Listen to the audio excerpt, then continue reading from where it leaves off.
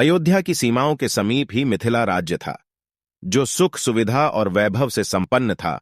मिथिला में महाराजा निमि के पुत्र राजर्षि जनक का शासन था। एक काल में मिथिला में सूखा पड़ गया, जिसके कारण भुखमरी तथा महामारी फैली। कुछ मत कहते हैं कि इन आपदाओं के पीछे असुर थे। कहा जाता है कि रावण ने अनेक ऋषि मुनियों की हत्या कर उनके रक्त को घड़ों में एकत्रित कर मिथिला की सीमा में गाड़ दिया, जो इस घटनाक्रम का कारण था। अपने राज्य को इन संकटों से निकालने के लिए महाराजा जनक ने अपने गुरु मुनि अष्टवक्र की आज्ञा से राज्य की उपजाऊ भूमि में हल जोता। हल जोतते हुए राजा को एक घड़े में एक कन्या प्राप्त हुई।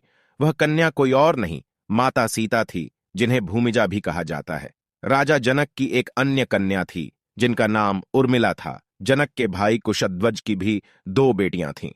उनके नाम मांडवी और श्रुतकीर्ति थे। लगभग 8 वर्ष की अवस्था में श्री राम का यज्ञोपवीत हुआ और वह अपने अनुजों के साथ गुरु वशिष्ठ के आश्रम में शिक्षा ग्रहण करने के लिए गए। 16 वर्ष की अवस्था में श्री राम तथा लक्ष्मण गुरु विश्वामित्र के साथ राक्षसों से विश्वामित्र के यज्ञों की रक्षा के लिए गए, जहां उन्होंने ताड़का तथा उसके पुत्र सुबाहु का वध किया तथा मारीज को परास्त किया। तदुपरांत गुरु विश्वामित्र राम और लक्ष्मण के साथ सीता के स्वयंवर में मिथिला की ओर गए, जहां श्री राम ने पत्थर में परिवर्तित हो चुकी आरष्य गौतम की पत्नी देवी अहिल्या को श्राप से मुक्त किया। महाराजा जनक की इच्छा से देवी सीता का स्वयंवर प्रस्तावित हुआ, जिसका आधार भगवान शिव के धनुष पिनाक में प्रत्यंचा चढ़ाना था। पिनाक धनुष से भगवान शिव ने त्रिपुरासुर नामक दैत्य का वध किया था। भगवान शिव से धनुष परशुराम जी को सौंपा तथा परशुराम जी सने धनुष की रक्षा का दायित्व जनक को सौंपा।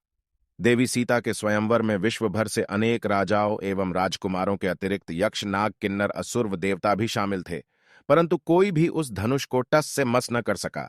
स्वयंवर की असफलता से राजा जनक क्षुब्ध हो गए। राजा को दुखी देखकर ऋषि विश्वामित्र ने श्री राम को स्वयंवर में भाग लेने की आज्ञा दे दी। गुरु की आज्ञा मिलते ही श्री राम में पल भर में शिव धनुष को उठा लिया और प्रत्यंचा चढ़ाने लगे। इसी बीच शिव धनुष भंग हो गया। धनुष के भंग होने से संपूर्ण ब्रह्मांड डगमगा उठा।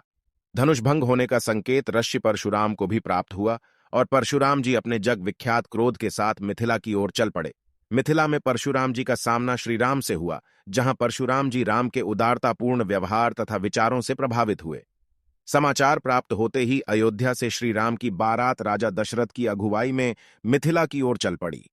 दोनों पक्षों की सहमति से देवी सीता का विवाह श्री राम से, भरत जी का मांडवी से, लक्ष्मण का उर्मिला से तथा शत्रुघ्न का श्रुतकीर्ति से संपन्न हुआ।